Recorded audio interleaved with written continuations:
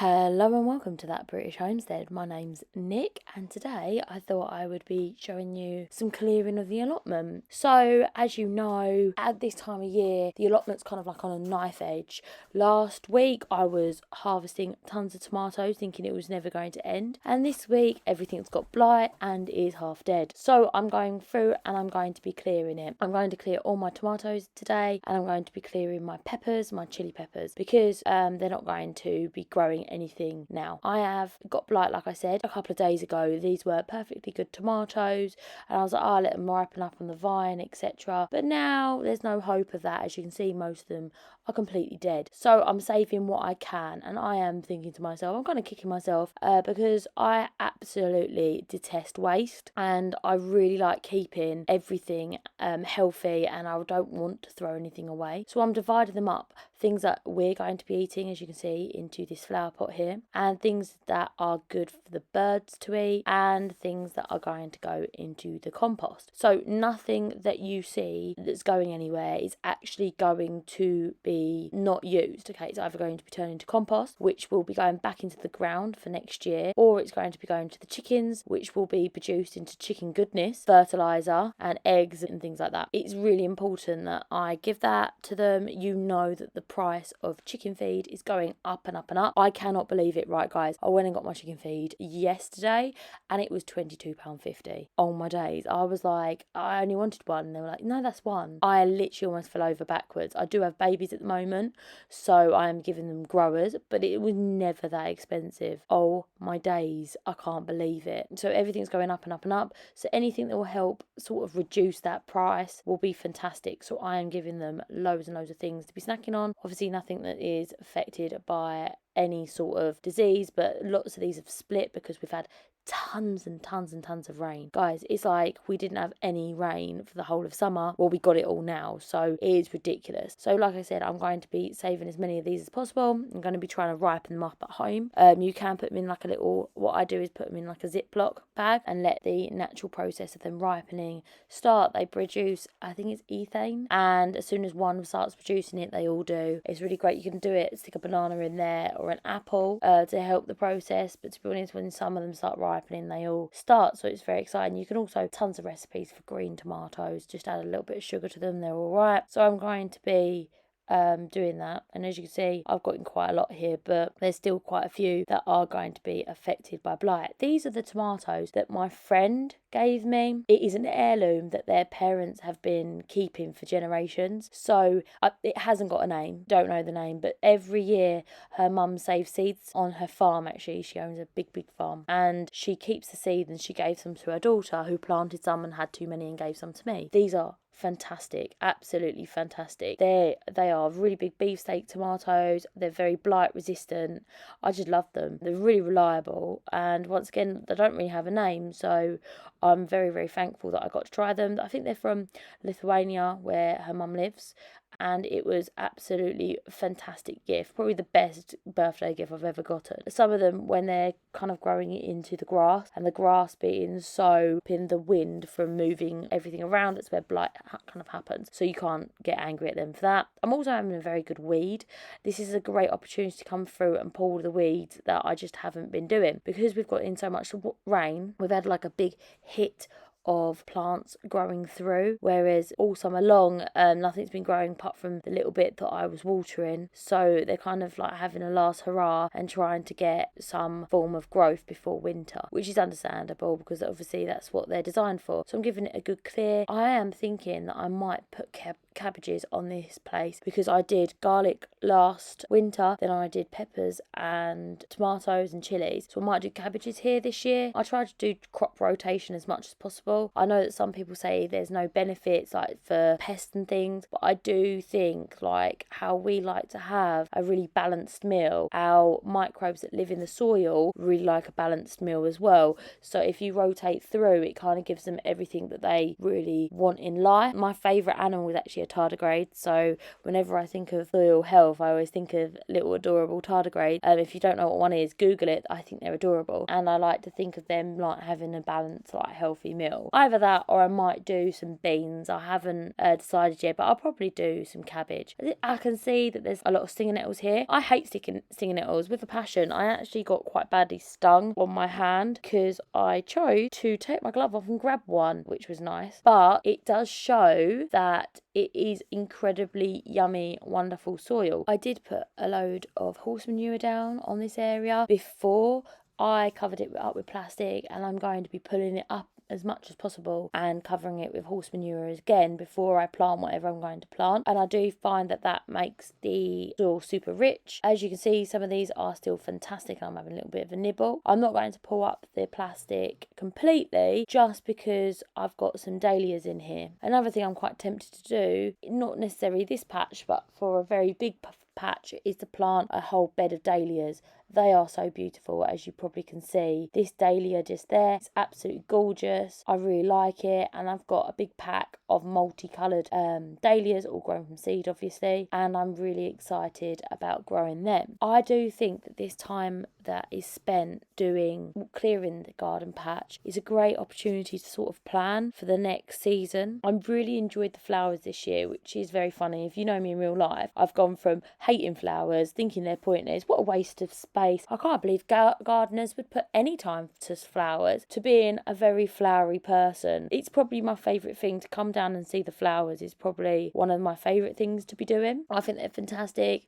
The bees love them. I like watching the insects on the flowers. I like looking at them. They really fill my heart with joy. So I've gone from being this person who thinks they're an absolute waste of space to trying to make as much space as possible for them. All of these flowers, especially the daphnias and the cosmos, have really made my heart sing this summer. So I'm going to be making sure that I double down on them for next summer, because to be honest, they make my life very, very happy just looking at them. And I think that space that is dedicated to flowers are 1000% very, very well spent. I really just think they're fantastic. I have had no problems at all with any pollination, and I do put that into having lovely flowers all summer long. And I'm going to ensure that I grow a load of different flowers. I've got some sweet peas and things like that, and I thought if I grow them up the fence, that would look really lovely. Also, that would really help the pollinators find them and they self-seed, so it's something I can do for months and months and months to come, and I think that'd look really, really great. We have quite a lot of bindweed, so it could even help outcompete the bindweed, hopefully. The bindweed does have very lovely flowers, but it is a bit of a pain to clear, etc., and it grows all over everything, and it's just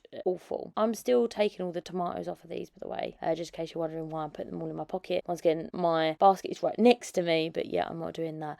I'm also gathering up all of the tomatoes on the floor, because can you see how many seeds are going to be around? This happens every year. I really regret not pulling these tomatoes in September. I think from now on I'm going to pull them at the end of September, beginning of pretty much the first frost. That's what I should have done. The first fog. That's what I should have done. I know I should have done. I said that last year. I said that year before, but I just get greedy at the end, and I should have just done it then, because I feel like I've lost so many tomatoes to blight. This was a very long season, and I did get very, very, very, very greedy here, which is annoying. I shouldn't have done it. It's a little bit upsetting, but what can you do? I absolutely despise food waste. I was brought up never to waste anything, to eat everything on my plate, and to be thankful for the food I got. You know, I was the generation of, there's kids in other countries and people in other countries that are very, very, very much needing what we're growing, and we shouldn't be wasting it, and I completely agree with that. So I'm a little bit ashamed of myself to have wasted so much, but like I said, it is going to go into the compost and it is going to go to the chickens. It will not be something that is not being used, so please don't think that it's just going to be burnt or it's just going to go in the rubbish. It isn't, it's going to be reused. This stuff will produce fantastic, absolutely fantastic compost, which is very, very necessary in a space like this. You must feed the soil for healthy plants. That's like number one rule. The more you put in, the more you get out. My area of study was geology, so let me tell you that I can geek out when it comes to soil. And like I said, I am feeding lots of this to the chickens, and basically once a year I go into the chicken coop and I scrape out all of the bedding, and I go ahead and put that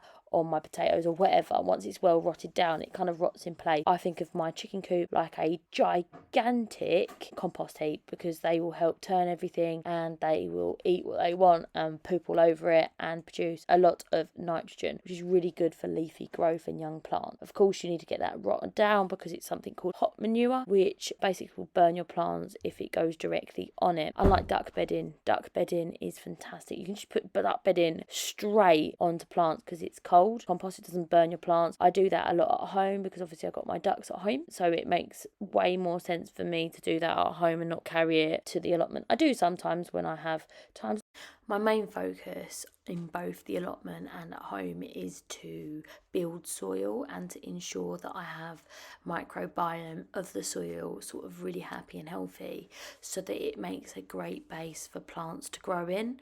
I think it's super important to have that and have a base that you don't have to use liquid fertilizer. I know lots of people use it, but to be honest, when it boils down to things, I just don't have time to liquid feed all of my plants, and even with the best intentions, if I wanted to, I'd probably not be able to get round and doing it, just because on the basis that I'm super busy. Remembering I work full time, run the house, have the baby, I have several animals and things like that, so I'm kind of like, I need plants that are really, really, really self-reliant, just like these have been. I fertilise them a couple of times a year when I have time, and I basically rely on good soil. Every year my soil will get better. Every year it will get better. My soil at home has gone from being absolutely worthless. I remember making one of my first videos, if you look back at it, I was planting something out. I don't really remember what it was. It was like peppers, or maybe it was eggplant or something like that. Anyway, I'm like, if you watch it, you can see I couldn't get a shovel into the soil. It was so compacted.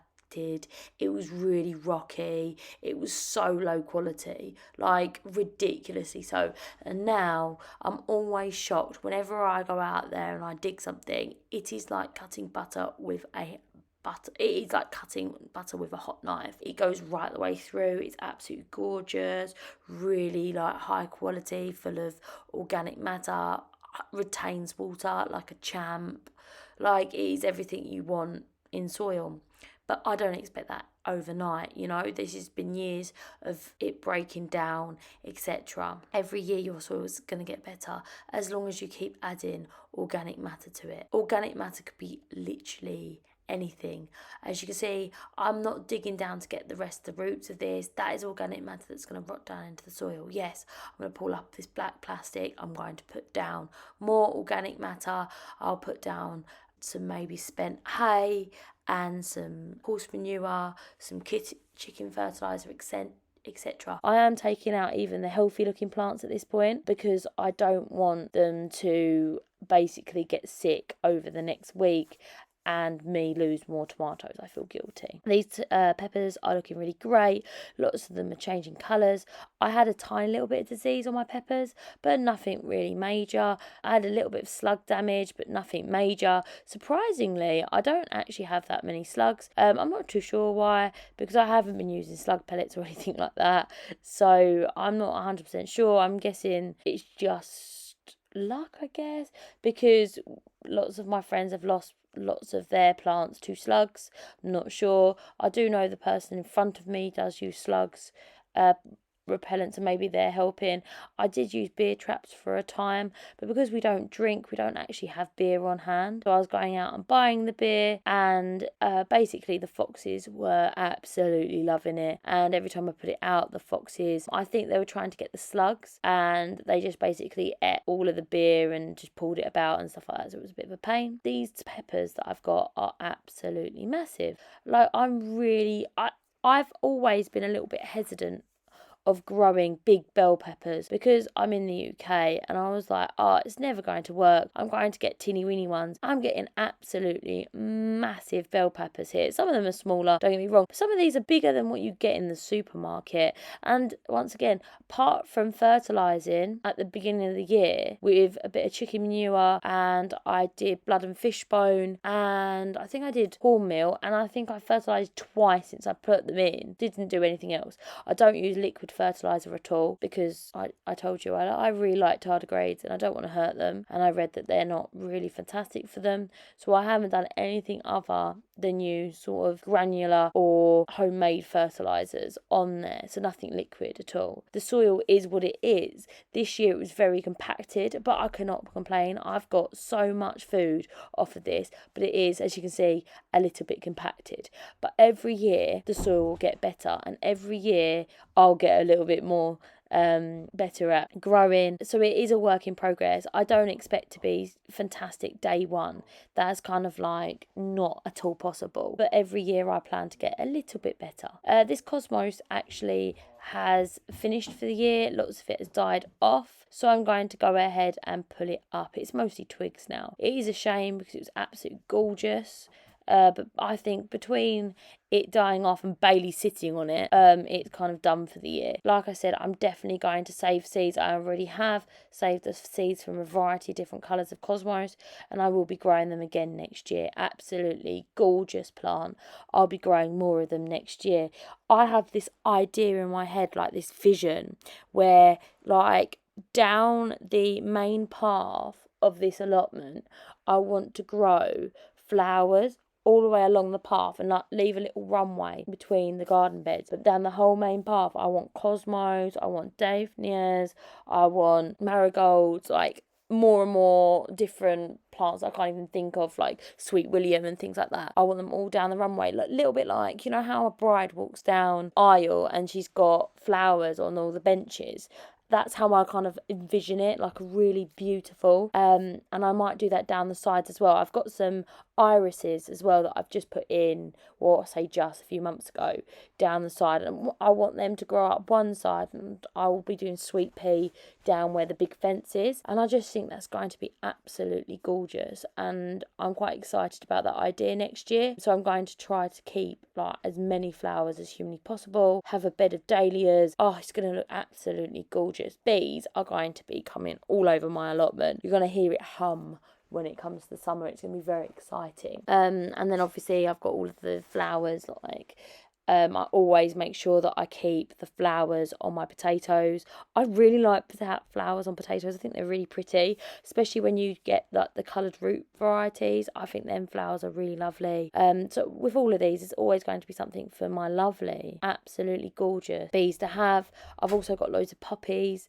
I'm going to be overwintering some of them as well. I love poppies. As you can see at the back, you can see all the flowers that I've still got. These are great. They've self-seeded as well, my flowers, which is just wonderful. That means that they're basically a perennial now. They're going to be there forever. That whole bed that you can see in the background is going to stay flowers. Probably for the next couple of years. It's going to be like that forever because I've just thrown the seeds all over the floor. I'm very excited about them self-seeding. I've tried to scatter the seeds in the pathway, so hopefully next year they'll just come up without me asking them to or planting them. I'm very excited about that. Still going through picking off the tomatoes. I've had a right rant, haven't I? But I'm very excited about all of this, and I'm absolutely loving the fact that this is all getting sorted. I said to myself, look, you cannot grow. I like sowing. You cannot sow and get all excited and buy new seeds. Spoiler alert, I bought some today. Until you clear this garden patch, yeah? Because I know what I'm like. I get all excited and I plant loads of seeds and I have nowhere to plant them because I haven't cleaned up. I hate cleaning. So this is like it's like taking down Christmas decorations, right? No one likes that. No one likes taking down Christmas decorations. When I was a teenager, well, when I was a late teen, like moved out and that, I used to never put up Christmas decorations because I found it too sad taking them down. Of course, now I'm completely different. I love putting them up and I loved it. And by the time you're like finished and everything, you're like, oh, thank goodness, I can have a little bit of a deep clean. Like that, I'm just a little bit like, oh, it's all done for the year, isn't it? I will give it a sweep up. Also, I've stuck some of the plants in here with only the healthy ones, by the way, with the chickens. I have this idea that it will be like a fun, creative mulch. They were loving it. They were eating it and going crazy for it. I don't know if that's a good idea. Don't copy me until I sort of decide. But in my head, it would all mix with the manure and it'd make fantastic compost. Maybe I'm right. Maybe I'm wrong. Maybe I'll get 1 billion tomato plants. A bit exciting about that. I'd rather have that than have to plant them. We'll see. All right, thank you for watching. And if you don't mind, hit that subscribe, but only if you want to. And I'll see you next time. Bye bye.